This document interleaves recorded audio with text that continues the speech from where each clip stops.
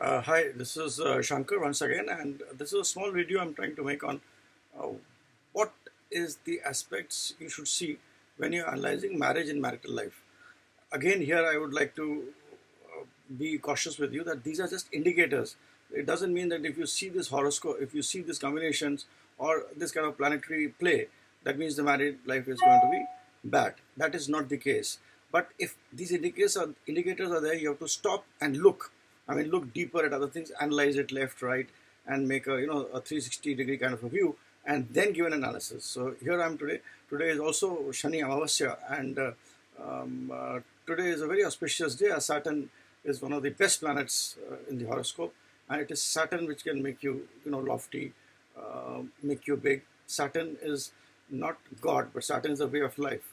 So, if anybody who sees the video today, Saturday, and Sunday, should do something for people. I mean, even if you can't give food to anybody, show the way to somebody, advise somebody, do something which helps one to go forward in life, right? So Saturn's birthday, and I have a very strong Saturn. So this horoscope on married and marital life. On married and marital life, the first thing which I feel you should see in the cases of male, it is Venus. In the case of female, Jupiter is the Karak. So let us take the case of female. If Jupiter is the Karak, there will be issues if Jupiter is placed in the seventh house. If Jupiter is placed in the seventh house, have a look. Now, whether it's Sagrahi, whether it's strong in Ramsha, etc., I mean, you have to look at it. But Jupiter in seventh house, there'll be some problems in marital life. Karak Bhavnash, look at it. Jupiter placed in the from seventh house as the Karak for marriage in the second house and in the 12th house, again will create issues. Similarly, for men, you have to see Venus. Venus in seventh house will not create major issues because it will enhance your sensuality. It will make you more fond of pleasure, more fond of wife. So it's nothing wrong in it. That's my take of Venus in seventh house. But when Venus is in 12th house, that is sixth from seventh, and Venus in the second house, that is eighth from seventh, pause and look, because there is going to be a problem, especially when Venus is eighth from the seventh house. That is, the Karak is placed eighth from the seventh house.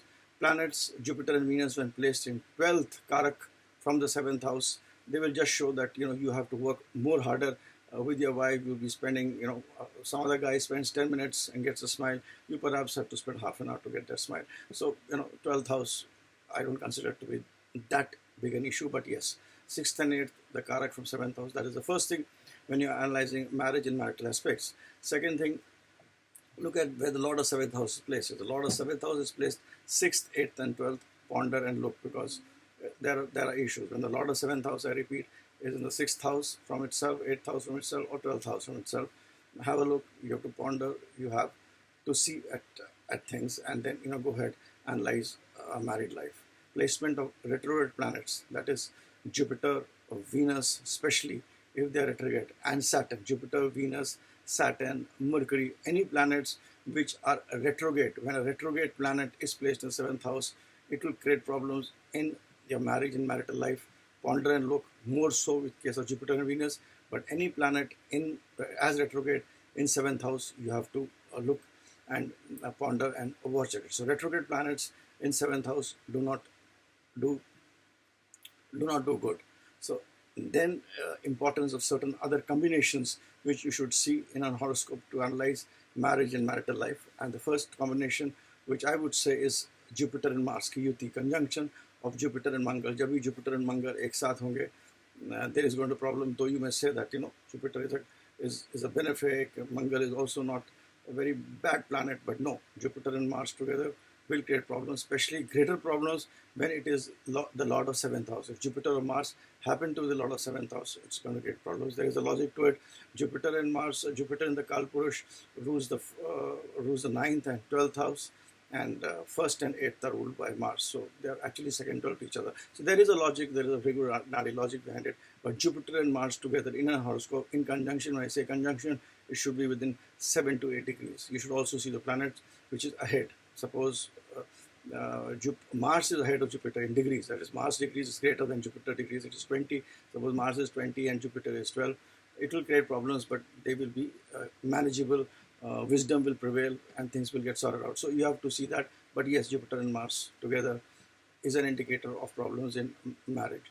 Secondly, another combination which can create problems in marriage life, which is certain and which I've seen in a lot of cases, is Shani and Mars together. If Shani and Mars are together in the Lagna, together aspecting the seventh house or the seventh lord, whatever aspects Saturn, Mars together in some way connected with the seventh house or seventh lord, will create problems in marriage, because these are planets which really, are not good for live things. I mean, Shani and Saturn and Mars are not good for really good for live things. Saturn and Mars, of course, will give courage, will give wealth, make you a doctor. So many things can happen with Saturn and Mars, which are very positive. But as far as marriage and marital life is concerned, Saturn and Mars together connected with the first and seventh house would create issues.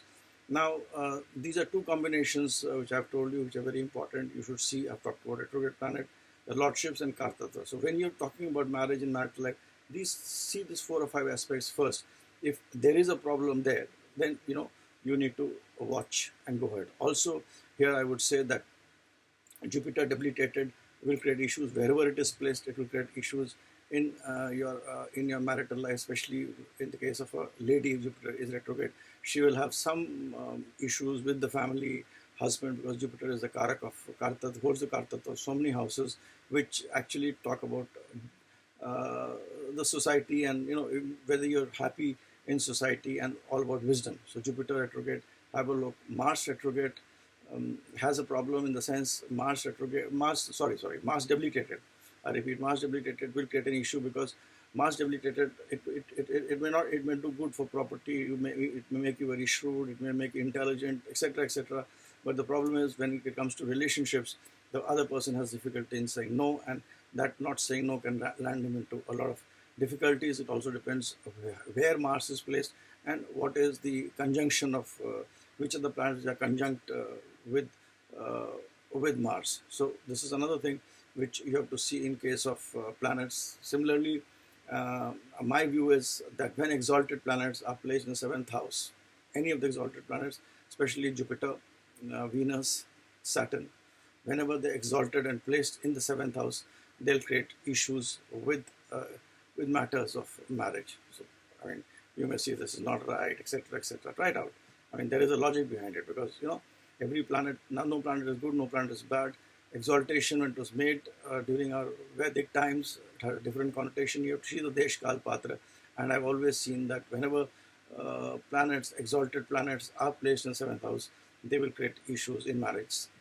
Just as I have talked about retrograde planets. So this is what is the thing which you have to see. But however, you should also look at the Dasha, Bhukti, Nakshatra Lord, the Namamsha, and other things. But if these are things, then you have to ponder and start looking at the aspects, these kinds of aspects. As far as relationships are concerned, affairs are concerned, I mean, it's a thing which is very common. But if there is a relationship between the 5th house, the 8th house, and 12th house connected with the 7th house, the person could 5th, 8th, and 12th when connected with 7th house. I mean, there's a connection of 5, 8, 12, and 7 in terms of in the chart. Then the person concerned will be of morals which are not adhering to the society.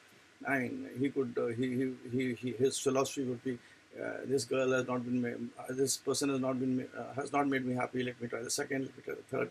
Nothing wrong, but yes, this relationship of 5th, 8th, and 12th with 7th will create a problem. Similarly, you have to also look at if there is a relationship in the 7th lord, 8th lord, and 12th lord, then the person will become overtly aggressive. And if there is no benefic aspect and there is a relationship of 7th, 8th, and 12th, then that overt aggressiveness can lead to kind of what we say is harassment and raising of issues and trying to create problems in marriage, being tough, being egoistic, being what these days a lot of people come to me to show astrology, anarchist. I mean, they say my husband is an anarchist. So that kind of thing. That is when the relationship 7th, 8th, and 12th is there. But again, it is only bad for marriage.